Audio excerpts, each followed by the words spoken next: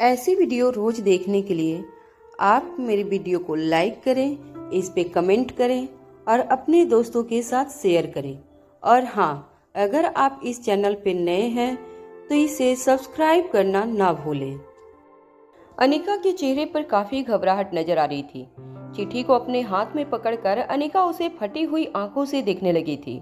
अनिका का चेहरा देखकर आसपास खड़े लोगों की परेशानी भी बढ़ने लगी थी। रोहित ने अनिका के कंधे पर हाथ रखते हुए पूछा, क्या हुआ, तुम कुछ परेशान नजर आ रही हो? अनिका ने अचानक रोहित की आंखों में आंखें डालकर कहा, यह चिट्ठी तो। इससे पहले कि अनिका आगे कुछ कहती, अनिका ने अचानक अपने आप को रोक लिया और फिर बात को बदलते हुए रोहित और चांदनी से कहा, यह चिट्ठी तो काफी पुरानी लग रही है। इस चिट्ठी के कोने को देखकर ऐसा लग रहा है जैसे धीरे धीरे कागज के पन्ने को दिमक खाने लगी है। इस पर लिखी हैंडराइटिंग भी काफी पुरानी और हद तक हल्की हो चुकी है। उस चिट्ठी की हालत देखकर ऐसा लग रहा था जैसे सालों से उस चिट्ठी को किसी अलमारी में संभाल कर रखा गया था, मगर सालों से ना तो उस पर रोशनी पड़ी थी और ना उसकी सफाई हुई थी, इसलिए धीरे धीरे चिट्ठी पे पीले गहरे धब्बे बन गए थे। अनिका ने चांदनी की ओर देखकर पूछा, क्या मैं यह चिट्ठी रख सकती हूँ? चांदनी ने जवाब देते हुए कहा, हाँ हाँ बिल्कुल, तुम इसे रख सकती हो। इस पर जो फार्मूला लिखा गया है उसे हमने पहले ही नोट कर लिया है। यह चिट्ठी तो सालों से मैंने इसलिए संभाल कर रखी थी क्योंकि मैंने सोचा कि अगर डुप्लीकेट नोट गुम हो जाए तो ओरिजिनल से फिर से फार्मूला को नोट कर सकती थी। मगर अब इतने सालों बाद इस दवाई का फार्मूला मुझे और मम्मी को जुबानी याद है। चिट्ठी को देखकर अनिका के चेहरे के एक्सप्रेशन काफी बदल गए थे, मगर चांदनी जानती थी कि अनिका जरूर किसी ऐसी सोच में थी जो इस वक्त वो सबके सामने जाहिर नहीं करना चाहती थी। इसलिए अनिका को ज्यादा सवाल ना पूछते हुए चांदनी ने कहा, तुमने जो कुछ भी हमारे खानदान के लिए किया है उसके लिए thank you very much. Anika ने चांदनी की जवाब का देते हुए कहा, नहीं नहीं, थैंक यू तो मुझे कहना चाहिए।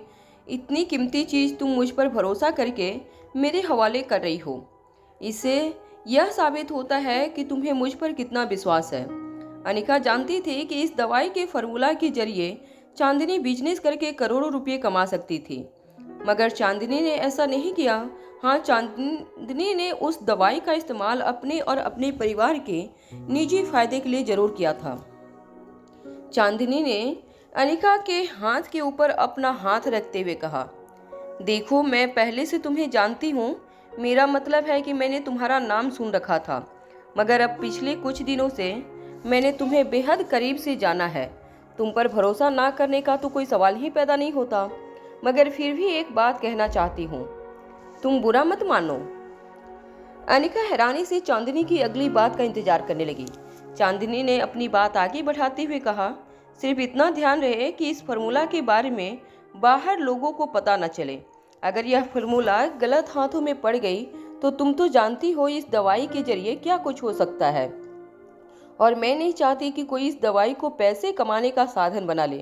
पहले ही हमारे देश की आबादी इतनी बढ़ रही है, अगर किसी ने इस दवाई का गलत इस्तेमाल कर दिया तो हो सकता है कि इस दवाई की वजह से इस देश पर और इस दुनिया पर बहुत बड़ी समस्या खड़ी हो जाए। जरा सोचिए, जो भी शादीशुदा औरत इस दवाई का सेवन करेगी तो 2-3 बच्चों को जन्म देगी। देखते ही देखते इस देश का और दुनिया का क्या हाल हो जाएगा। अनिका जानती थी कि चांदनी जो कुछ भी कह रही थी उसमें सच्चाई थी। चांदनी के कंधे पर हाथ रखकर अनिका ने कहा, मुझ पर विश्वास करो, मैं इस फार्मूला का कभी कोई गलत इस्तेमाल नहीं होने दूंगी, और मुझे खुशी है कि तुमने भी आज तक फार्मूला का कोई गलत इस्तेमाल नहीं किया। चांदनी और अनिका के बीच बढ़ती हुई दोस्ती देखकर रोहित ने चांदनी और उसकी माँ की ओर देखकर कहा, आप लोगों ने जो कुछ भी किया उसके लिए थैंक यू वेरी मच। इतना जरूर याद रखना कि आप लोगों को फ्यूचर में मुझसे कोई भी काम हो तो डायरेक्टली अनिका को कॉल कर दीजिएगा, आपका काम हो जाएगा। रोहित ने यह बात साहनी परिवार के घर में खड़े होकर कही थी। रोहित की इस बात का मतलब किसी बड़े प्रॉमिस से कम नहीं था। दरअसल साहनी परिवार आज तक सिंघानिया परिवार से सिर्फ इसलिए डरता आ रहा था क्योंकि वह लोग जानते थे कि कहीं न कहीं सिंघानिया परिवार मारवा परिवार के साथ जुड़ा हुआ था।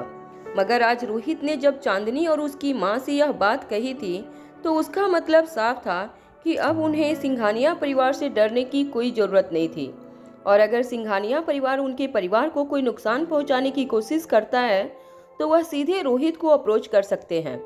रोहित का यह भरोसा मिलते ही चांदनी की माँ के चेहरे पर एक बड़ी सी मुस्कुराहट आ गई।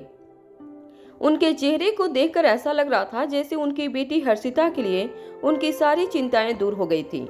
अनिका ने बड़े ही ध्यान से चिट्ठी को फोल्ड करके अपनी पर्स में रख लिया। चांदनी और उसकी माँ को बाय कहने के बाद अनिका और रोहित साहनी हाउस से चले गए। लिफ्ट से नीचे जाते ही अनिका बिल्कुल खामोश अपने ही मन में कुछ सोच रही थी। रोहित अच्छी तरह जानता था कि चिट्ठी को देखने के बाद अनिका काफी गहरे ख्याल में डूब गई थी। रोहित जानता था कि जरूर कोई ऐसी बात थी जो अनिका ने अपने दिल में छुपा कर रखी थी और जो बात उस चिट्ठी से जुड़ी हुई थी, मगर रोहित बार बार अनिका को पूछकर उसे ज्यादा परेशान नहीं करना चाहता था। रोहित जानता था कि अगर ऐसी कोई बात होती तो अनिका जरूर उसके साथ शेयर करती। कार में बैठने के बाद रोहित ने अनिका से पूछा, तो अब कहाँ जाना है?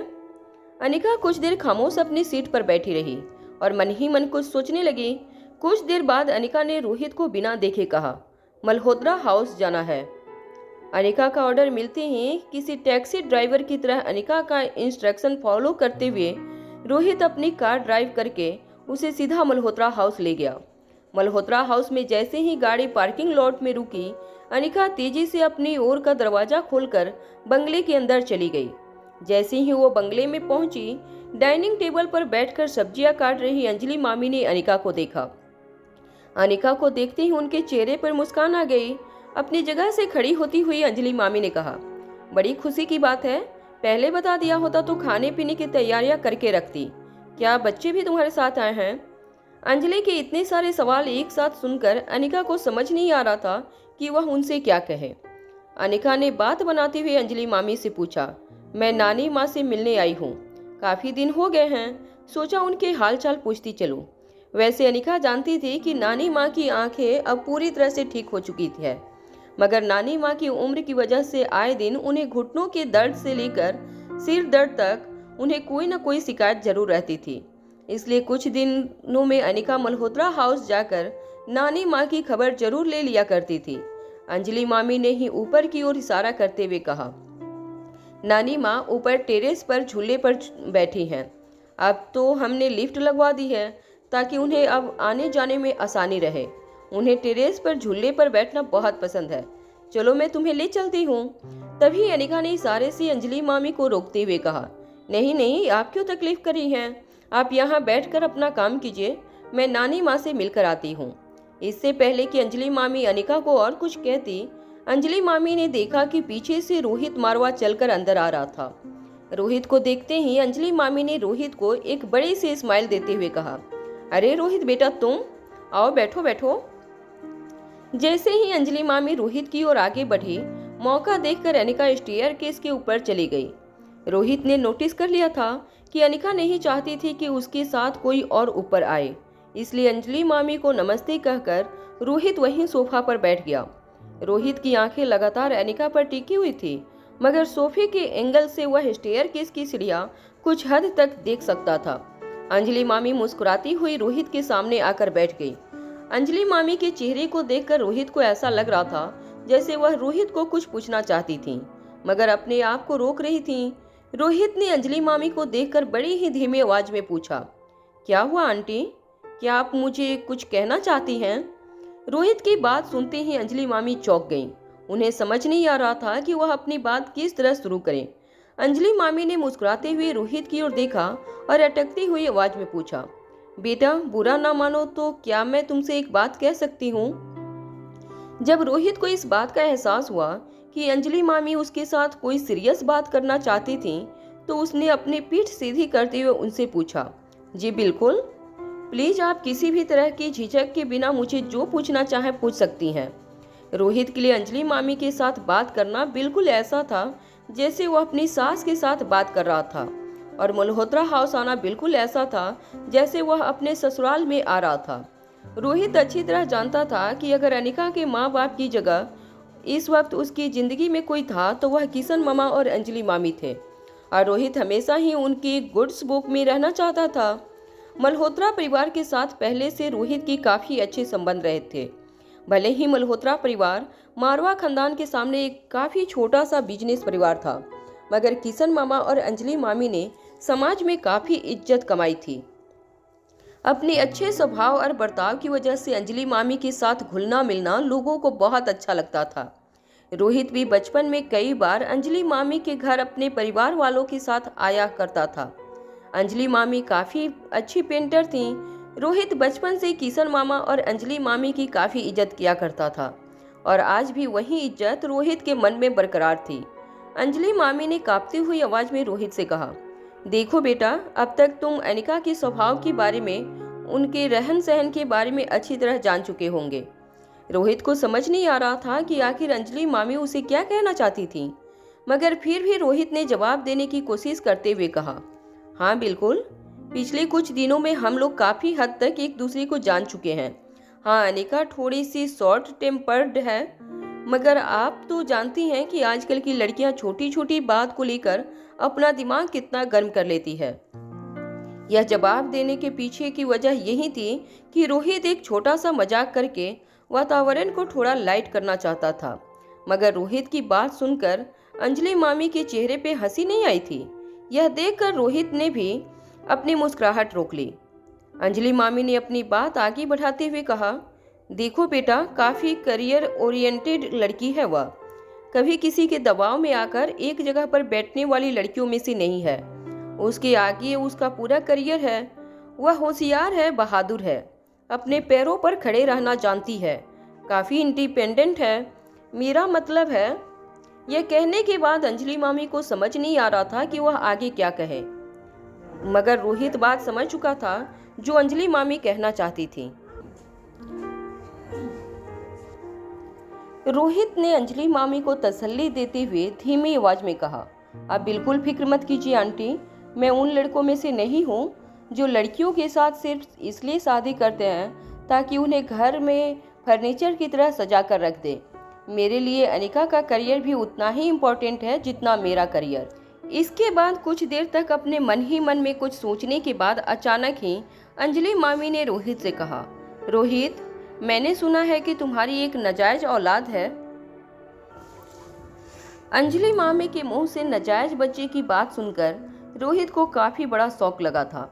रोहित जानता था कि यह बात ज्यादा लोगों को पता नहीं थी, मगर वो यह भी जानता था कि बड़े बड़े खानदानों की छोटी छोटी बातें भी आग की तरह पूरे शहर में फैल जाया करती थी। फिर यहाँ तो बात थी रोहित और अनिका की जिंदगी में आए रोहित के नाजायज बच्चे की। रोहित ने कभी सोचा भी नहीं था कि उसे अंजलि मामी को कभी इस बात का जवाब देना पड़ेगा। जिंदगी में पहली बार रोहित को किसी सवाल से घबराहट हो रही थी। रोहित नहीं जानता था कि वह अंजलि मामी को इस बात का क्या जवाब देता। वो बस अपनी नजरें नीची करके अपने एक हाथ की उंगलियों से अपने दूसरे हाथ की उंगलियों को दबाता रहा। अंजलि मामी जानती थी कि सिचुएशन काफ़ी अकवर्ड हो गई थी, मगर उन्हें अपनी बेटी जैसी भांजी अनिका की ज़िंदगी और उसके फ्यूचर की फिक्र थी। इतना ही नहीं, उनको आर्यन और रिया की फ्यूचर की भी फिक्र थी। उन्होंने अपनी आवाज़ धीमी करते हुए रोहित से पूछा, क्या तुम उस लड़के को, मेरा मतलब है तुम्हारे बच्चे की माँ को। इससे पहले कि अंजलि मामी अपनी बात पूरी कर सकती, रोहित ने उन्हें बीच में काटते हुए कहा, आप फिक्र मत कीजिए, मुझे पता नहीं है कि वह बेटा मेरा ही है या नहीं। अगर मैं आपको इतना यकीन दिलाता हूँ कि अगर वह मेरा बेटा होगा तब भी अनिका, आर्यन और रिया के साथ मैं किसी तरह की नाइंसाफ़ी नहीं होने दूंगा। मैं अनिका से बेहद प्यार करता हूँ। मेरे लिए अनिका ही मेरी ज़िंदगी है। जहाँ तक उस लड़की का सवाल है, मैं इस वक्त आपको सिर्फ इतना कह सकता हूँ कि वह लड़की दोबारा कभी मुझे या अनिका को परेशान करने के लिए दिल्ली नहीं लौटेगी। यकीन मानिए, मेरा उस लड़की के साथ कोई रिश्ता नहीं था। मुझे एक साजिश का शिकार बनाया गया है। रोहित की बात सुनते ही अंजलि मामी ने एक राहत की सांस ली थी। अंजलि मामी इतना जरूर जानती थी कि चाहे रोहित कितना भी श्योर बिजनेसमैन था, वह कभी भी अंजलि मामी से झूठ नहीं बोल सकता था। रोहित की बातों पर अंजलि मामी ने आसानी से भरोसा कर लिया। अंजलि मामी को यकीन था रोहित अनिका से सच्चा प्यार करता था। इस बात को कई महीनों पहले उन्होंने रोहित की आंखों में पढ़ लिया था, मगर उन्होंने जब रोहित के नाजायज बच्चे की बात सुनी तब अचानक ही उन्हें इस बात का एहसास हुआ कि ऊंचे खानदान में अक्सर जब लड़के इस तरह के संबंध बना लेते हैं तो उसकी पत्नी और उसके बच्चों के साथ क्या क्या नाइंसाफी होती है। और अंजलि मामी अनिका के स्वभाव को अच्छी तरह जानती थी। वह जानती थी कि अनिका किसी भी तरह की नाइंसाफी टॉलरेट नहीं कर सकती थी। इसलिए अंजलि मामी को रोहित और अनिका के रिश्ते की चिंता होने लगी थी। वह जानती थी कि अनिका काफ़ी कम बोलती थी और अपने इमोशंस ज़्यादातर एक्सप्रेस नहीं करती थी। इसलिए अनिका के साथ इस तरह की बात करना अंजलि मामी को ठीक नहीं लग रहा था। और जब आज अंजलि मामी ने मौका देखा तो रोहित को सीधे मुंह सवाल पूछ लिया जो काफ़ी दिनों से उनके दिलो दिमाग में चल रहा था। ऊपर टेरेस पर अनिका ने दादी माँ के साथ कुछ देर बातचीत की और फिर उनका रेगुलर चेकअप करने के बाद वो टेरेस से निकलकर सीधे अपने कमरे में चली गई। अनिका मल्होत्रा हाउस में जिस कमरे में ठहरी थी वह कमरा उसकी माँ स्वाति मल्होत्रा का हुआ करता था। किशन मामा और अंजलि मामी ने स्वाति का कमरा ठीक वैसा ही रखा था जैसे 26 साल पहले हुआ करता था जब स्वाति मल्होत्रा हाउस में रहा करती थी। कमरे के अंदर दाखिल होते ही अनिका सीधे कमरे में बनी एक छोटी सी लाइब्रेरी शेल्फ के पास चली गई। उस अलमारी में तरह तरह की किताबें पड़ी थीं जो जिंदा रहते स्वाति पढ़ा करती थी, मगर उन किताबों के बीच बीच में कई सारे हैंडराइटिंग नोट्स भी थे जो उस जमाने में स्वाति ने लिखे थे। अनिका ने उनमें से एक किताब निकालकर उसे पढ़ना शुरू किया। गौर से अपनी माँ की हैंडराइटिंग देखने के बाद अनिका ने अपनी जेब से वह कागज का टुकड़ा निकाला जो वह चांदनी के घर से अपने साथ ले आई थी। अनिका ने वह कागज की चिट्ठी उस नोटबुक पर रखी जिसमें स्वाति ने अपने नोट्स लिखे थे। स्वाति की हैंडराइटिंग काफ़ी एग्रेसिव थी। हैंडराइटिंग को देखकर ऐसा लगता था जैसे वह काफ़ी तेज लिखा करती थी। हर शब्द के पूरे होते ही वह आखिरी लेटर के बाद एक छोटा सा एंगल बना देती थी। अनिका यह देखकर हैरान हो गई कि स्वाति की वह किताब जो उनसे उनके बेडरूम से मिली थी उसकी हैंडराइटिंग और चिट्ठी की हैंडराइटिंग हूबहू मिलती थी। अनिका को यह यकीन हो गया था कि चिट्ठी में लिखा फॉर्मूला जरूर उसकी माँ स्वाति ने अपने हाथों से लिखा था। जब अनिका को इस बात का यकीन हो गया कि यह चिट्ठी सालों पहले उसकी माँ ने ही लिखी थी तो उसके मन में कई और सवाल उठने लगे। यह सवाल पहले से भी ज़्यादा गहरे थे। अनिका इतना तो जरूर जानती थी कि अनिका की प्रेगनेंसी की प्लानिंग और अनिका की प्रेगनेंसी के पीछे जो साजिश हुई थी वह उसकी माँ स्वाति ने ही की थी। क्रिस्टोफर और आशीष के कन्फेशन से एक बात तो साफ थी कि अनिका की प्रेगनेंसी की साजिश की नींव क्रिस्टोफर ने रखी थी। उसे समझ नहीं आ रहा था कि आखिर इन सब चीज़ों से क्या कनेक्शन हो सकता था। स्वाति ने एक ऐसा फार्मूला बनाया था जिससे कोई लड़की एक साथ 3 बच्चों को जन्म दे सके। सवाल यह भी था कि आखिर स्वाति ने लिखा हुआ नोट उस बूढ़े पागल के हाथों चांदनी को कैसे मिला था। कौन था वह बूढ़ा पागल और आखिर क्या रिश्ता था उसका स्वाति के साथ। अनिका अब तक यह भी नहीं जान पाई थी कि उस रात उसने 2 बच्चों को जन्म दिया था या एक साथ 3 बच्चों को जन्म दिया था। अनिका के दिमाग में हैंडराइटिंग मैच करने के बाद कई सारे सवाल एक साथ घूमने लगे थे। अनिका को आज फिर ऐसा लग रहा था कि वो जितना अपनी माँ के करीब जाने की कोशिश कर रही थी उसकी माँ उससे उतनी ही दूर होती जा रही थी। अनिका अपनी माँ के बारे में जितना सच जान चुकी थी उससे कहीं ज़्यादा और गहरे राज पता करना अभी भी बाकी थे। अनिका ने किताब फिर से अपनी जगह पर रखी और वह पुरानी चिट्ठी फोल्ड करके अपने पर्स में रख दी। अनिका तेजी से स्टेयरकेस उतरकर हॉल में आई। अनिका ने देखा कि अंजलि मामी और रोहित एक दूसरे के सामने बिल्कुल खामोश बैठे थे। अनिका ने अंजलि मामी को बाय कहा और तेजी से घर से बाहर चली गई। अनिका ने रोहित को पूरी तरह से इग्नोर किया था। वो समझ चुका था कि अनिका जरूर किसी परेशानी में थी। अंजलि मामी के सामने देखकर रोहित अपनी जगह से खड़ा हुआ और उन्हें मुस्कुराते हुए बाय कहकर तेजी से अनिका के पीछे चला गया। रोहित ने अनिका के लिए दरवाजा खोला। अनिका के अंदर बैठते ही वह खुद ही ड्राइविंग सीट पर जाकर बैठ गया। रोहित और अनिका को एक साथ कार में बैठे हुए देखकर अंजलि मामी ने राहत की सांस ली और मन ही मन यह प्रार्थना भी की कि अनिका और रोहित की जोड़ी को कभी किसी की नजर ना लगे। रोहित कार ड्राइव करके मल्होत्रा हाउस से बाहर जाने लगा। अंजलि मामी नानी माँ को देखने पहुंची तब अंजलि ने देखा कि नानी माँ खिड़की के पास खड़ी रोहित और अनिका की कार को जाते हुए देख रही थी। नानी माँ के चेहरे पर अनिका के लिए चिंता साफ नजर आ रही थी। अंजलि ने नानी माँ के पास जाकर कहा, मम्मी जी आप इतनी टेंशन में क्यों लग रही हैं? फिक्र मत कीजिए, रोहित अनिका को बहुत अच्छी तरह रखता है, उसका बहुत ध्यान रखता है। नानी माँ की नजरें हाईवे की तरफ जा रही रोहित और अनिका की कार पर टिकी हुई थी। कुछ देर तेजी से चल रही कार नानी माँ की नजरों से धीरे धीरे सिकुड़ती गई और फिर अचानक दूसरी कार की भीड़ और शहर के ट्रैफिक में कहीं खो गई। नानी माँ ने अपने पास खड़ी अंजलि मामी की ओर देखते हुए कहा, पता नहीं क्यों कई दिनों से मेरा जी बहुत घबरा रहा है। अंजलि मामी ने नानी माँ के कंधे पर हाथ रखते हुए कहा, आप बिल्कुल फिक्र मत कीजिए, रोहित एक बहुत अच्छा लड़का है। भले ही वह उच्च खानदान का इकलौता वारिस है, मगर काफी समझदार और अच्छे दिल का लड़का है। वह हमारी अनिका को कभी कोई तकलीफ नहीं होने देगा। अनिका पूरे मान मर्यादा और रिस्पेक्ट के साथ मारवा खानदान में रहेगी। तभी नानी माँ ने एक ऐसी बात कही कि अंजलि मामी के चेहरे का रंग उड़ गया। नानी माँ ने अचानक ही अपनी नजरें झुकाते हुए अंजलि मामी से कहा, मुझे डर लग रहा है कि कहीं एक दिन अनिका भी अपनी माँ स्वाति की तरह अचानक गायब न हो जाए। अंजलि मामी नानी की बात ये सुनकर इतनी हैरान हो गई थी कि उन्हें तसल्ली देने के लिए उनके पास कोई शब्द नहीं थे। नानी माँ ने अपनी बात आगे बढ़ाते हुए कहा, आज से 26 साल पहले करण हमारी स्वाति के साथ इसी तरह बड़े ही प्यार से रहता था। उसे प्यार देता, सम्मान देता। दोनों को साथ साथ देखकर मुझे ऐसा लगता था कि मेरी बेटी का भविष्य बिल्कुल सुरक्षित है। मन ही मन मैंने करण को अपना मान लिया था। दोनों ही प्यार के किस्से पूरे शहर में मशहूर हो चुके थे। स्वाति काफ़ी तेज थी, पढ़ाई लिखाई खेल कूद हर चीज़ में शहर की लड़कियां स्वाति से काफ़ी जला करती थी। ठीक उसी तरह जिस तरह आज शहर की लड़कियां अनिका से जलती हैं। 26 साल पहले स्वाति की खुशियों को भी नज़र लग गई थी। एक दिन मैंने देखा कि करण स्वाति के साथ हंस खिलकर बातें कर रहा था और उसे घर छोड़ने आया था। दूसरे दिन पता नहीं स्वाति घर पर काफ़ी टेंशन में नज़र आ रही थी।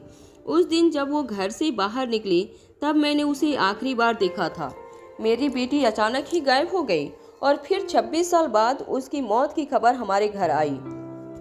बस इस बच्ची अनिका को देखती हूँ तो ऐसा लगता है कि मैं अपनी बेटी स्वाति को भी अपने सामने खड़ा देख रही हूँ। इसने बिल्कुल अपनी माँ जैसी गुण, अपनी माँ जैसा रूप पाया है। डरती हूँ कहीं इस बच्ची ने अपनी माँ का ही नसीब ना पा लिया हो। यह कहते हुए नानी माँ धीरे धीरे अपने कमरे की ओर जाने लगी। नानी माँ की बातें सुनकर कहीं न कहीं अंजलि मामी के मन में चल रही घबराहट भी बढ़ने लगी थी। वहाँ कार में बैठी अनिका ने रोहित को वह सारी बातें बताईं जो अभी अभी उसे पता चली थी। अनिका ने रोहित से कहा, मेरी समझ में नहीं आ रहा है माँ ने ऐसी दवाई क्यों बनाई थी। आज तक मुझे लग रहा था कि कहीं न कहीं मेरी प्रेगनेंसी के पीछे प्लानिंग मेरी माँ ने की थी, मगर जब क्रिस्टोफर और आशीष का कन्फेशन सुना तो मुझे यकीन हो गया कि मेरी माँ ने यह साजिश नहीं की थी। लेकिन अगर यह साजिश मेरी माँ ने नहीं की थी तो फिर यह कैसे हो सकता है कि मुझसे जुड़वा बच्चे पैदा हो, या फिर एक साथ मैंने 3 बच्चों को जन्म दिया हो। मेरी तो कुछ समझ में नहीं आ रहा। जब तक हमें पता नहीं चलता कि अलेक्जेंडर हमारे ही बच्चा है या नहीं, यह बात को पूरी तरह से इग्नोर भी नहीं की जा सकती कि शायद हो सकता है कि उस रात मैंने एक साथ 3 बच्चों को जन्म दिया हो। अनिका अपने मन में चल रहे सवालों से खुद ही परेशान थी। जब अनिका ने रोहित की ओर देखा तब रोहित बड़े ही ध्यान से अपनी कार चला रहा था, मगर रोहित के चेहरे को देखकर लग रहा था कि रोहित किसी गहरी सोच में खोया हुआ था। फिर अचानक रोहित ने अनिका की ओर देखकर कहा, क्या तुम्हें यकीन है कि जो कुछ भी तुमने कहा वह सब सच है? रोहित की बात का जवाब देते हुए अनिका ने कहा, क्रिस्टोफर अगर सच नहीं कर रहा है तो जरा मुझे बताओ कि उसने मेरी जिंदगी से जुड़ी इतनी बारीक डिटेल्स कैसे पता है?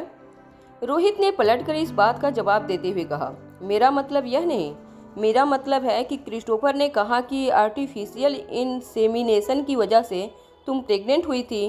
क्या तुम्हें यह बात सच लगती है? अनिका समझ नहीं पा रही थी कि रोहित क्या कहना चाहता था। उसने रोहित से कहा, तुम क्या कहना चाहते हो, जरा खुलकर बताओ। रोहित ने अपनी नज़रें सड़क पर रखते हुए अनिका से कहा, हो सकता है हमारे बीच संबंध बनने की वजह से तुम प्रेग्नेंट हुई हो।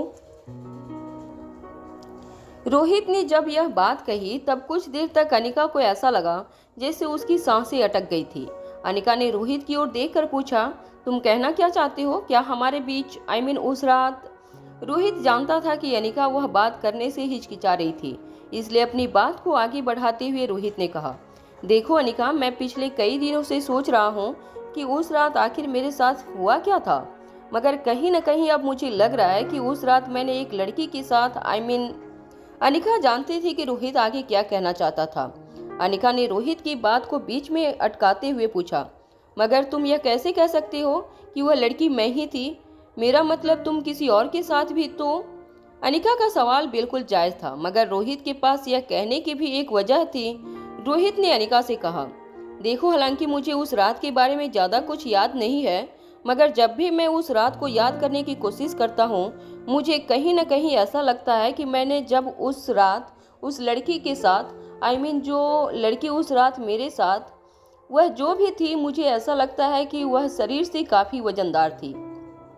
रोहित काफ़ी अटक अटक के यह बात कर रहा था। रोहित को समझ नहीं आ रहा था कि वह अनिका के सामने ये बात कैसे रखे, मगर अनिका ने इस बात को काफ़ी सीरियसली लिया था। अनिका खुद इस पॉसिबिलिटी के बारे में सोचने लगी। अनिका ने रोहित से पूछा, देखो, आज से 6 साल पहले, मेरा मतलब है कि बच्चों की डिलीवरी से पहले मैं काफ़ी वजनदार थी, और तुम्हें देखकर मुझे ऐसा नहीं लगता कि तुम इतनी वजनदार लड़की के साथ अनिका ने की बात को रोहित ने बीच में ही रोकते हुए कहा, देखो अनिका, मैंने कहा ना तुमसे, मेरे ख्याल से उस वक्त मुझे कोई ऐसा नशा दिया गया था जिसकी वजह से उस रात मेरे साथ क्या हो रहा था वह खुद मुझे पता नहीं है। फिर इस बात को तो सवाल ही नहीं आता कि मेरी पसंद या नापसंद की वजह से मेरे उस लड़की के साथ संबंध बने थे, और अगर वह लड़की तुम ही थी तो फिर जाहिर सी बात है कि मैं शायद उसी वक्त तुम्हारे प्यार में पड़ चुका था, इसलिए जिसका एहसास मुझे लगभग 6 साल बाद हुआ। रोहित की बातें सुनकर इस वक्त अनिका को रोहित के रोमांच से ज़्यादा उस बात की तह तक पहुंचने में ज़्यादा दिलचस्पी थी जो रोहित और अनिका को उसके उस अतीत के बारे में बता सके जिससे उसका भविष्य जुड़ा था। अनिका फिर से सोचने लगी कि आखिर उसकी प्रेगनेंसी से जुड़े राज को वह कैसे जान सकती थी। वह एक के बाद एक कड़ियों को जोड़ने की कोशिश करने लगी। अनिका मन ही मन सोचने लगी, अगर उसकी मां ने उसकी प्रेगनेंसी प्लानिंग की थी तो आखिर ऐसी मां जो अपनी बच्ची के खिलाफ साजिश कर सके, वह मां अपनी ही बच्ची की जान बचाने के लिए अपनी जान क्यों दे देगी। दूसरी ओर क्रिस्टोफर ने यह भी कहा था कि अनिका अगर प्रेग्नेंट ना होती तो हो सकता था उसकी जान पर खतरा होता, तो कहीं न कहीं यह भी हो सकता था कि अनिका की जान बचाने के लिए अनिका की मां स्वाति मल्होत्रा ने अनिका की प्रेगनेंसी प्लान की थी। और अगर यह बात सच थी तो आखिर पूरी की पूरी प्लानिंग अचानक क्रिस्टोफर के हाथ में कैसे आ गई थी। अलेक्जेंडर अगर अनिका का बेटा था तो वह क्रिस्टोफर के पास कैसे पहुंचा था। अनिका का कंफ्यूजन बढ़ता ही जा रहा था। जब अनिका यह सारी बातें सोच रही थी तब रोहित की कार रोहित के प्राइवेट विला के अंदर एंटर हुई।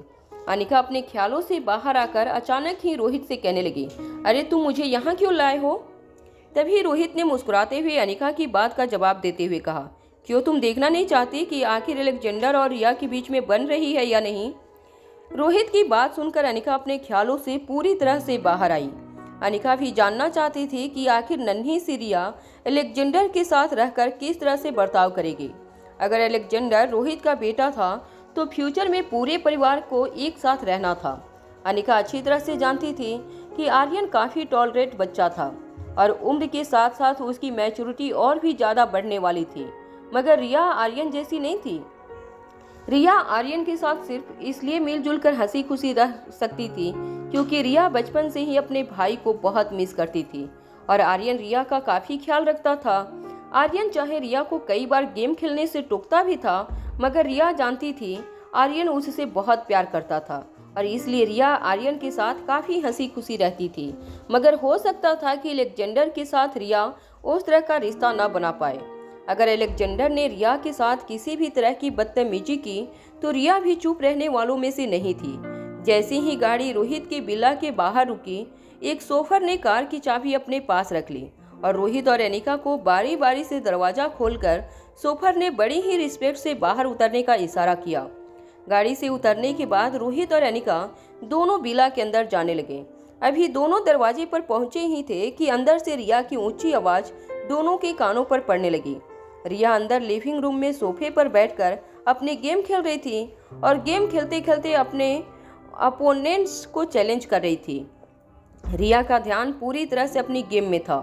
गेम में हर पार्टिसिपेंट्स को दूसरे पार्टिसिपेंट के गोदाम को बम से उड़ाना था और आखिर में जिसका गोदाम बच जाएगा वह उस गेम का विनर होगा। एक के बाद एक अपने अपोजिट टीम के गोदाम को उड़ाते हुए रिया अपने अपोजिशन प्लेयर्स को ऊंची आवाज में चैलेंज करते हुए कह रही थी, आ जाओ, बहुत शौक था मुझसे वार करने का, अब क्यों छुप रहे हो? अगर तुम लोग छुप गए तो यह मत सोचना कि मैं तुम लोगों को छोड़ दूंगी।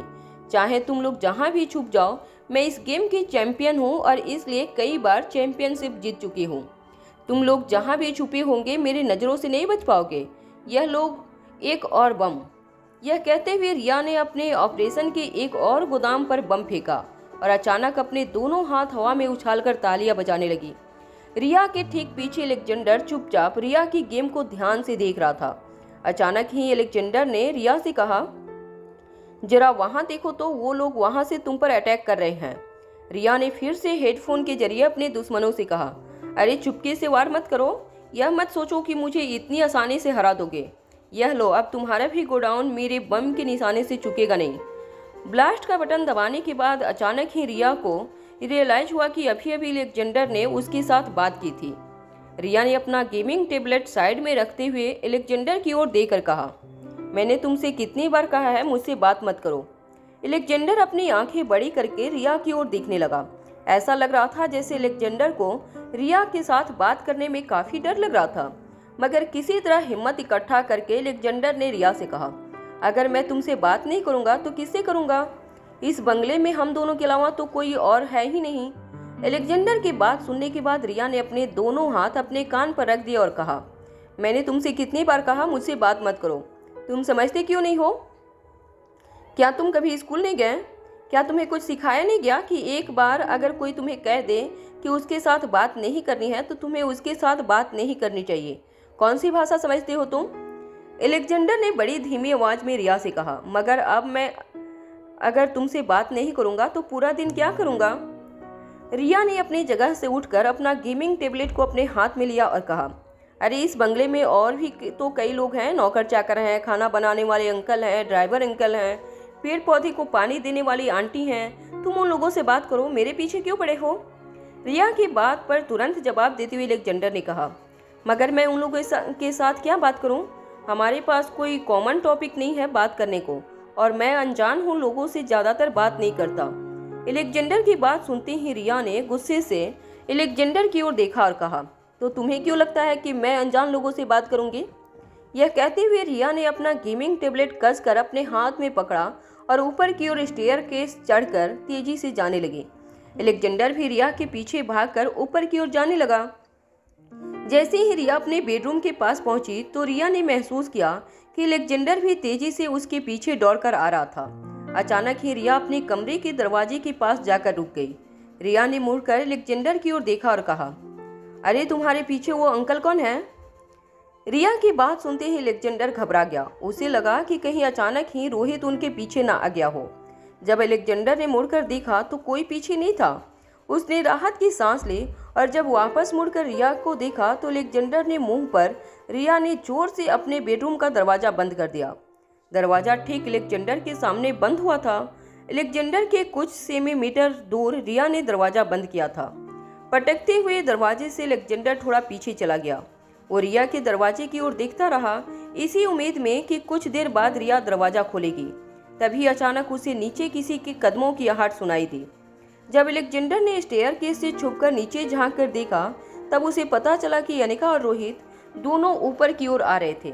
अलेक्जेंडर घबरा कर अपने बेडरूम के अंदर चला गया। अलेक्जेंडर तुरंत अपने बिस्तर पर लेटकर आंखें बंद करके सो गया। अलेक्जेंडर अनिका को फेस नहीं करना चाहता था। दरअसल जब अलेक्जेंडर यूरोप में अपने ठिकाने से निकला था तब क्रिस्टोफर ने अलेक्जेंडर से कहा था कि अलेक्जेंडर की बायोलॉजिकल फादर यानी कि रोहित मारवा के साथ एक आंटी होगी जो काफ़ी खतरनाक है। उनसे ज़्यादा बातचीत करना अलेक्जेंडर के लिए ठीक नहीं होगा।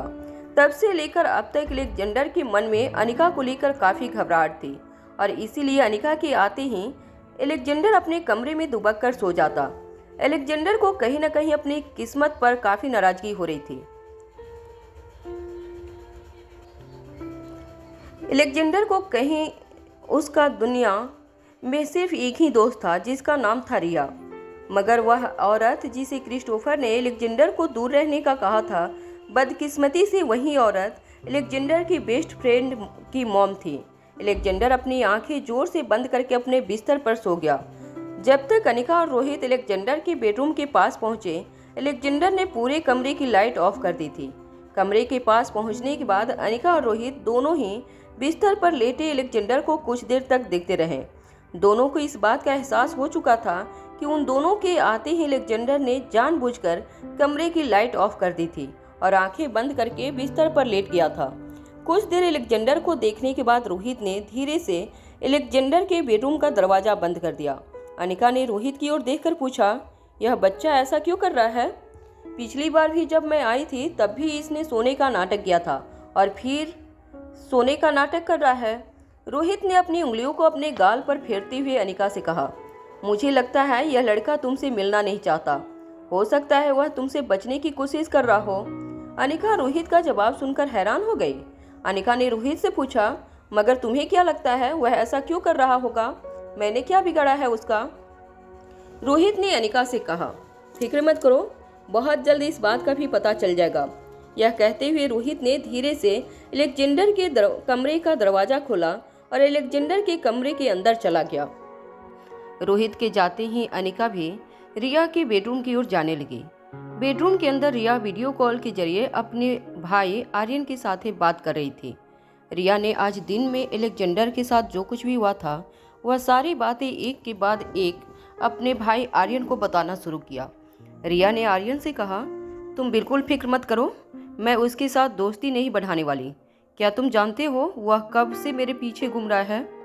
मुझे दोस्त बनाने की कोशिश कर रहा है, मगर मैं भी उसकी कोई बात नहीं सुनने वाली। तुमने जो मुझे बात समझाई है मैं बिल्कुल वही बात फॉलो कर रही हूँ। आर्यन ने इस बात का जवाब देते हुए कहा, देखो रिया, मैंने पता किया है वह लड़का पापा का तो बेटा है मगर मॉम का बेटा नहीं है। इसका मतलब उसकी मॉम कोई और है और अगर हमने उसके साथ दोस्ती बढ़ाई तो हो सकता है मॉम हमसे नाराज हो जाए और हम यह कभी नहीं होने दे सकते। पापा को अगर और बच्चे चाहिए तो वह ज़रूर और बच्चों को जन्म दे सकते हैं, हमें कोई एतराज़ नहीं है, मगर हाँ, उन बच्चों की मॉम भी हमारी मॉम होनी चाहिए, वरना हम डैड का साथ नहीं देंगे और यह प्रॉमिस हम दोनों के बीच में कभी नहीं टूटनी चाहिए। रिया ने नन्हे से आर्यन की बात का जवाब देते हुए कहा, हाँ हाँ, मैं भी तुम्हें प्रॉमिस करती हूँ, अगर ऐसा हुआ तो हम डैड का साथ कभी नहीं देंगे। आर्यन ने रिया को समझाते हुए कहा, देखो, मॉम जितनी शांत है उतनी ही जिद्दी भी है। तुम तो जानती हो कि मॉम को अगर गुस्सा आ जाता है तो वह क्या हो सकता है। अगर मॉम को पता चले कि हमने उस लड़के के साथ दोस्ती की है तो जो डैड का बेटा है मगर उसकी मॉम कोई और है तो वह अपना सारा गुस्सा हम पर उतारेंगे और हो सकता है वह फिर कभी हमें मिलने भी ना आए। आर्यन ने जो बात कही थी वह सोचकर खुद आर्यन को भी घबराहट महसूस होने लगी थी। रिया भी आर्यन की बात को सुनकर इतनी घबरा गई थी कि उसकी आंखें बड़ी हो गई थी। अपनी टेबलेट की स्क्रीन पर देखते हुए रिया ने आर्यन से कहा, तुम बिल्कुल फिक्र मत करो, मैं अलेक्जेंडर के साथ दोस्ती बिल्कुल नहीं करूंगी। क्या तुम जानते हो, आज सुबह जब मैं उसे डराने के लिए उसके कमरे में गई तब मैंने एक खिलौना का कॉकरोच उसके सर पर रख दिया। तुम्हें पता है, जब उसे महसूस हुआ कि उसके चेहरे पर कुछ अजीब सा फील हो रहा है तो उसने अपने चेहरे पर अपना हाथ रख दिया। जैसे ही उसे पता चला कि उसके चेहरे पर एक बड़ा सा कॉकरोच बैठा था, वह चिल्ला कर खड़ा हो गया। मैंने सोचा वह डर जाएगा और डर के मारे बंगला छोड़कर भाग जाएगा, मगर जानते हो उसने क्या किया? आर्यन ने भी बड़ी ही सीरियसली रिया की बात सुनते हुए पूछा, क्या किया उसने? रिया ने जवाब देते हुए कहा, उसने वह कॉकरोच को उठाया और अपने मुंह में डाल दिया। यह देखकर मेरे मुंह से चीख निकल गई। मुझे इस तरह घबराया हुआ देखकर वह जोर जोर से हंसने लगा। मैंने उससे कहा कि यह मेरा फेवरेट खिलौना था, तुम उसे खा कैसे सकते हो? चाहे वह कॉकरोच खिलौना था मगर उस वक्त तुम्हें तो यही लगा था कि वह रियल है। क्या तुम रियल कॉकरोच भी खाते हो? अलेक्जेंडर ने हंसते हुए मुझे जवाब दिया, कोई भी चीज़ जो मुझे परेशान करने की कोशिश करती है मैं उसे खा जाता हूँ। अगर तुमने मुझे परेशान करने की कोशिश की तो सोच लो मैं तुम्हारे साथ क्या करूँगा। जब अलेक्जेंडर ने यह बात कही तब मैं भी डरने वालों में से नहीं थी। मैंने अलेक्जेंडर से कहा, अगर तुमने मुझे खाने की कोशिश की तो याद रखना कि मेरा भाई भी तुम्हें खा जाएगा। तुम्हारा नाम सुनते ही अलेक्जेंडर जोर जोर से हंसने लगा। उसके बाद पता नहीं कहां से उसने फिर से वह खिलौना का कॉकरोच मेरी ही गोद में फेंक दिया और मैं चिल्लाकर अपनी जगह से खड़ी हो गई। मैं समझ नहीं पा रही थी कि अभी कुछ देर पहले जो कॉकरोच मुंह में डालकर वह चबा चुका था, वह खिलौना का कॉकरोच मेरी गोद में कैसे आया था। लड़का बहुत तेज है, ऐसा लगता है जैसे कोई जादूगर है। मगर जब उसने देखा कि मैं उसकी यह हरकत देखकर नाराज हो गई थी तो उसने मेरे पास आकर कहा, मैं भी तुम्हें यह ट्रिक सिखा सकता हूँ, फिर तुम अपने दोस्तों पर यह ट्रिक आजमाना। देखते ही देखते तुम अपने दोस्तों के बीच इतने फेमस हो जाओगे कि लोग तुम्हारे आगे पीछे घूमते रहेंगे। वैसे उसकी यह मैजिक ट्रिक तो मैं भी सीखना चाहती थी, मगर तभी मुझे तुम्हारी बात याद आई कि हमें उससे दोस्ती बिल्कुल नहीं बढ़ानी है। इसलिए अपने खिलौने का कॉकरोच अपनी जेब में रखकर मैं उसके कमरे से निकल गई। मगर क्या तुम जानते हो, वह भी मेरे पीछे पीछे पूरे बंगले में घूमने लगा और बार बार मुझे सॉरी कहता रहा। एक पल के लिए तो मुझे लगा कि उसे सचमुच बहुत पछतावा हो रहा है। मैं भी उसे माफ़ करने ही वाली थी, मगर फिर से मुझे तुम्हारी कही हुई बात याद आ गई कि हमें उससे दोस्ती नहीं बढ़ानी है। इसलिए मैं अपनी गेमिंग टेबलेट लेकर नीचे लिविंग रूम में आकर खेलने लगी, मगर वह भी मेरे पीछे पीछे आकर बार बार मुझे सॉरी कहता रहा।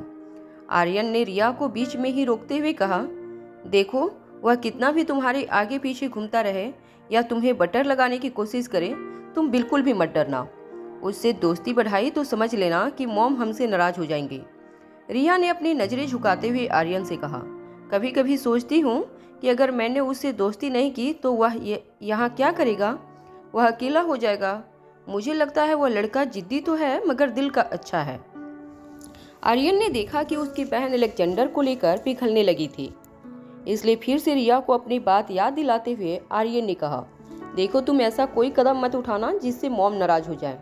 मैं कल वहाँ पर आता हूँ, उसके बाद फैसला करेंगे कि हमें आगे क्या करना है। मगर चाहे कुछ भी हो जाए, हम उस लड़के को हमारा दोस्त नहीं बना सकते।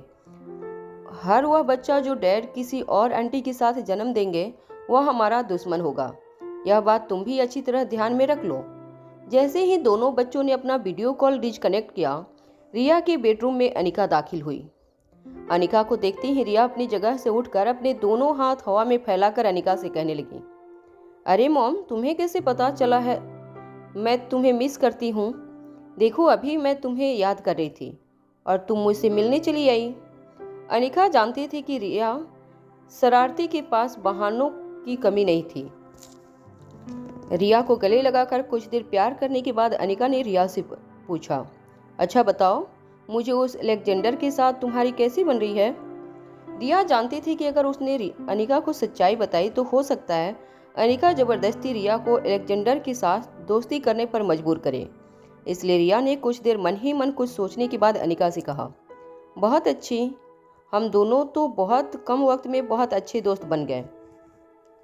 अनिका अच्छी तरह जानती थी कि रिया कब सच बोलती है और कब झूठ। इस वक्त रिया ने अनिका को जिस तरह यह बात कही थी, अनिका समझ गई थी कि जरूर दाल में कुछ काला था। इससे पहले कि अनिका रिया से पूछती कि आखिर माजरा क्या है, अनिका का फोन बजने लगा। अनिका ने स्क्रीन पर देखा कि राजलक्ष्मी उसे कॉल कर रही थी। अनिका जानती थी कि किसी इम्पोर्टेंट काम के बिना राजलक्ष्मी उसे कॉल नहीं किया करती थी। अनिका ने जैसे ही कॉल रिसीव किया, अनिका ने से राजलक्ष्मी ने कहा, मैडम, बूढ़े बाबा को होश आ गया है और वह आपसे बात करना चाहते हैं। राजलक्ष्मी की बात सुनकर अनिका चौंक गई। अनिका भी जानती थी कि काफ़ी दिन हो गए थे बूढ़े बाबा का इलाज चल रहा था, मगर वह इस बात को लेकर भी हैरान थी कि बूढ़े बाबा होश में आने के लिए काफ़ी वक्त लगा दिया था। आज जब राजलक्ष्मी ने कहा कि बूढ़े बाबा को होश आ गया, तब कहीं न कहीं अनिका ने भी एक राहत की सांस ली। तभी अनिका को एक बात बिजली की तरह चमकी। अनिका बूढ़े बाबा से जानना चाहती थी कि आखिर वह अनिका और स्वाति मल्होत्रा के अतीत के बारे में क्या जानते थे। अनिका ने राजलक्ष्मी से कहा, मैं अभी आती हूँ।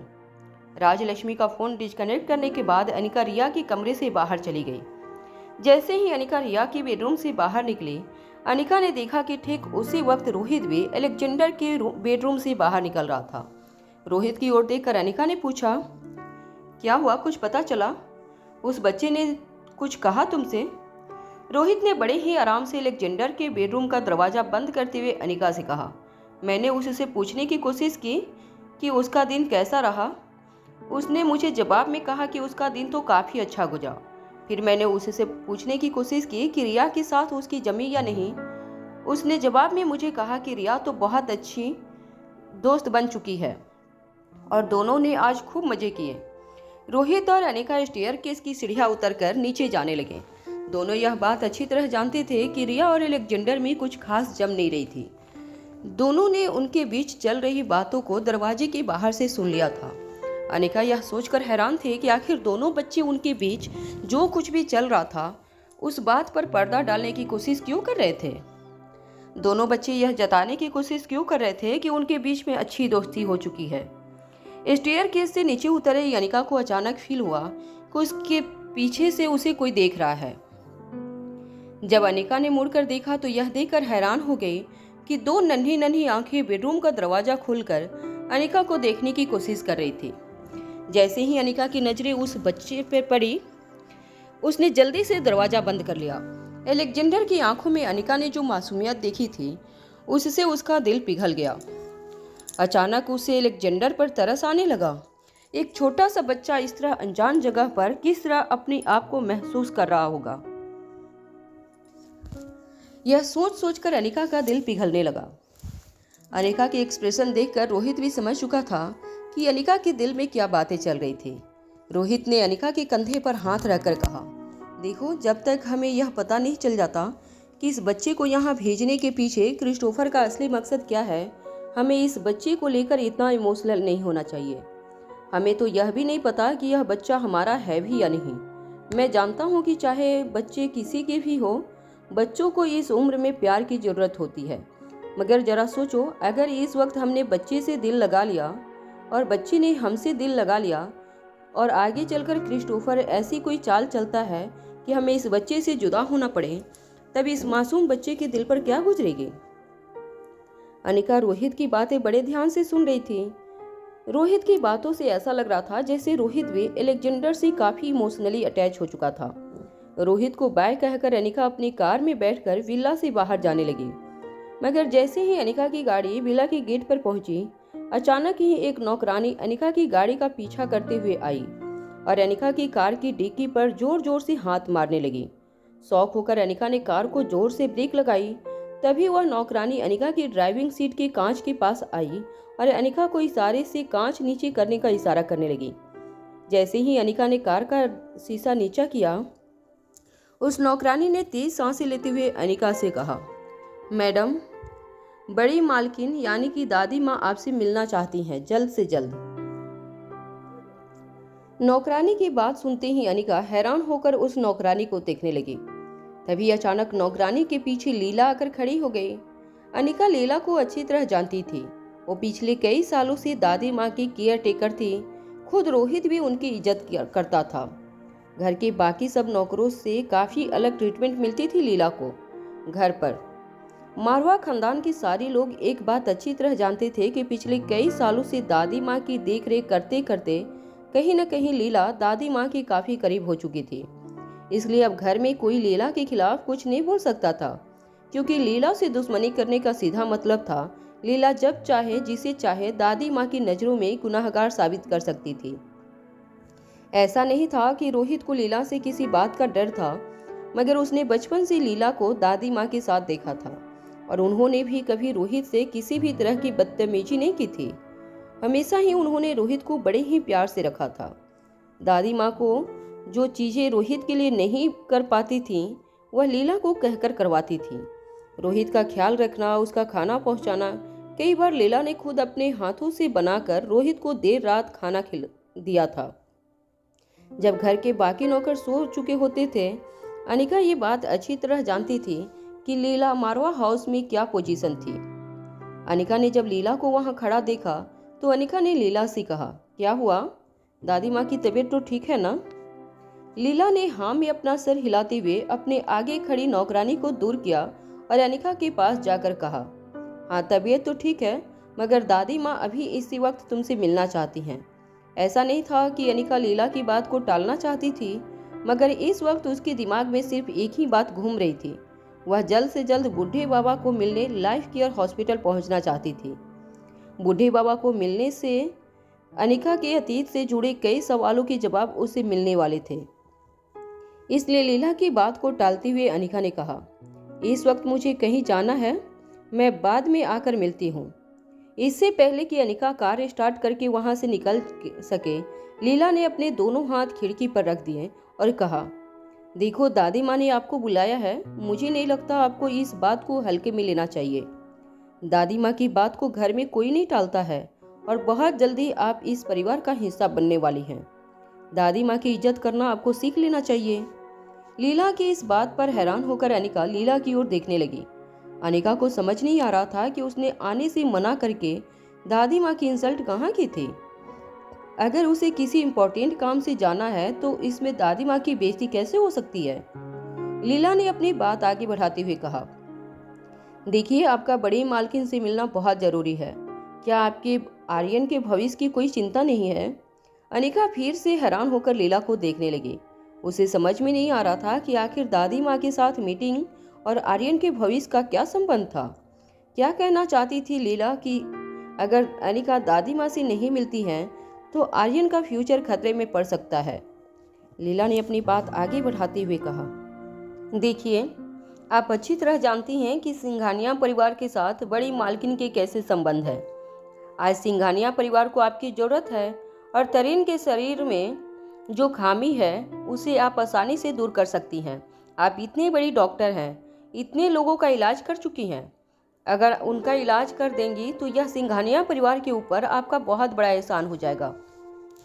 अगर आपके सिंघानिया परिवार के साथ संबंध सुधरेंगे तो दादी माँ और उनके बीच में जो भी गलतफहमी है वह पूरी तरह से दूर हो जाएगी और भविष्य में आप दोनों एक ही छत के नीचे एक साथ हंसी खुशी रह सकती हैं। अब आप ही जरा सोचिए, जब आप आर्यन की जिंदगी में नहीं थी तब बचपन से लेकर आर्यन जब 6 साल का हुआ तब तक आर्यन की देखभाल किसने की थी।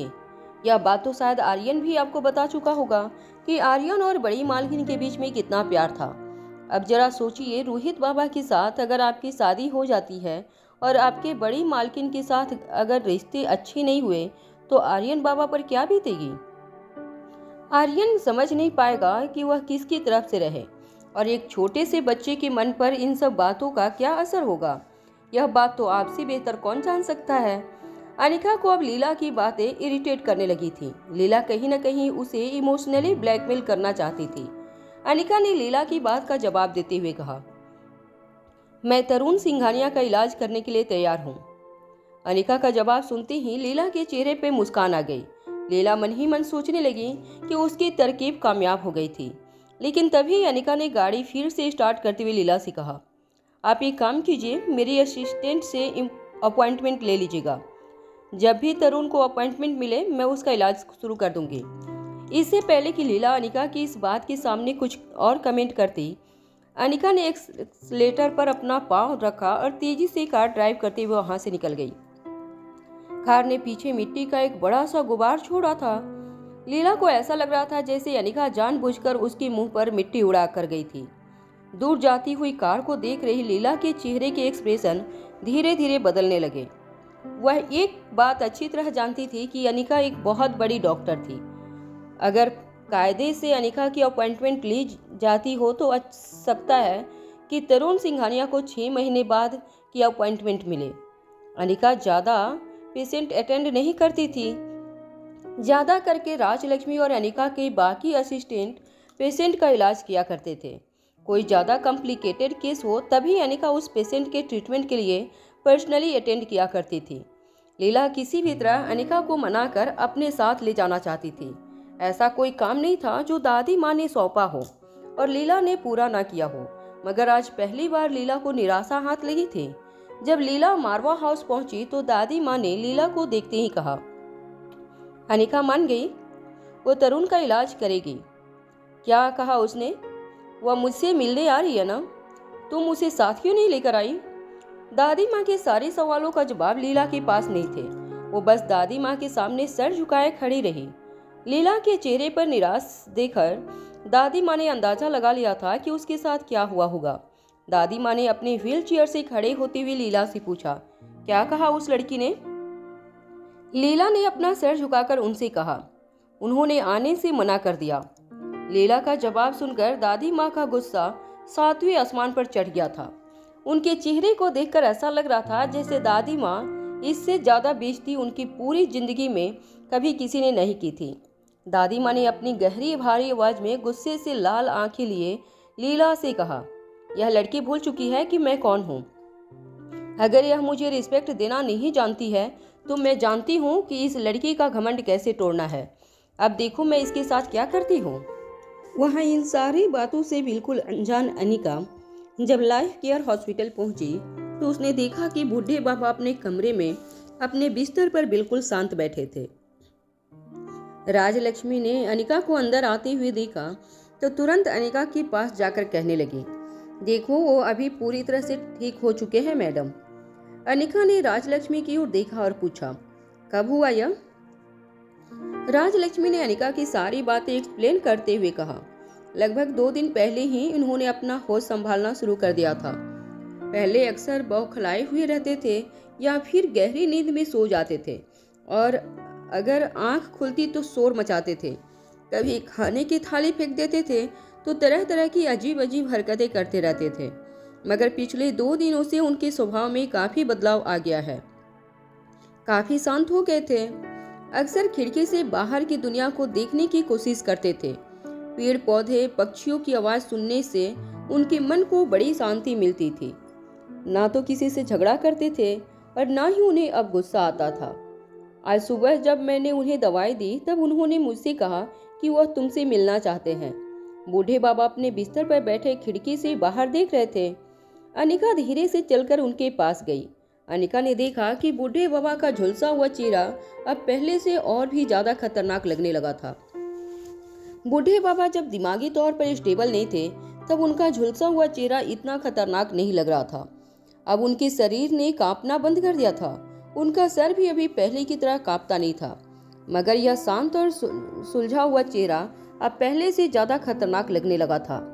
झुलसने की वजह से बूढ़े बाबा का चेहरा पूरी तरह से नष्ट हो चुका था। उनके चेहरे के बीचों बीच दिख रही उनकी आंखें बेहद डरावनी लग रही थी। अगर कोई बच्चा खेलते खेलते इस कमरे में आ जाए और इस तरह बूढ़े बाबा को देख ले तो वह बच्चा रात भर सो नहीं पाएगा। जैसे ही अनिका बूढ़े बाबा के पास पहुंची, बूढ़े बाबा ने धीरे से अनिका की ओर देखा। अनिका को देखते ही इस बार बिल्कुल दबी हुई और पोलाइटली आवाज में उन्होंने अनिका से कहा, तुम तो बिल्कुल उनके जैसी दिखती हो। बूढ़े बाबा को के बात करने का तरीका बिल्कुल बदल चुका था, मगर अनिका को अच्छी तरह याद था कि जब अनिका ने पहली बार बूढ़े बाबा के साथ इंटरेक्शन किया था तब भी उन्होंने अनिका से यही बात कही थी। हालांकि तभी उनका दिमागी संतुलन ठीक नहीं था, मगर अनिका को देखते ही उन्हें स्वाति की याद आ गई थी। अनिका ने बिना वक्त गवाए बूढ़े बाबा से पूछा, बताइए क्या जानते हैं आप मेरे अतीत के बारे में? आपने मुझसे यह कहा था कि अगर मैं मां नहीं बनती तो मेरी जान को खतरा था। तो बताइए क्या जानते हैं आप मेरे अतीत के बारे में? जरा मुझे बताइए कि क्या मैंने जुड़वा बच्चों को जन्म दिया था या एक साथ 3 बच्चों को जन्म दिया था? अनिका की बात सुनते ही बूढ़े बाबा हैरानी से उसकी ओर देखने लगे। वो जानना चाहती थी कि बूढ़े बाबा उनके अतीत के बारे में क्या जानते थे। वो गौर से बूढ़े बाबा को देखकर यह पता लगाना चाहती थी कि उनका जो भी जवाब होगा वह जवाब देते वक्त उनके चेहरे के हाव भाव क्या होंगे। ऐसा करने से अनिका यह पता करना चाहती थी कि वह झूठ बोल रहे थे या सच।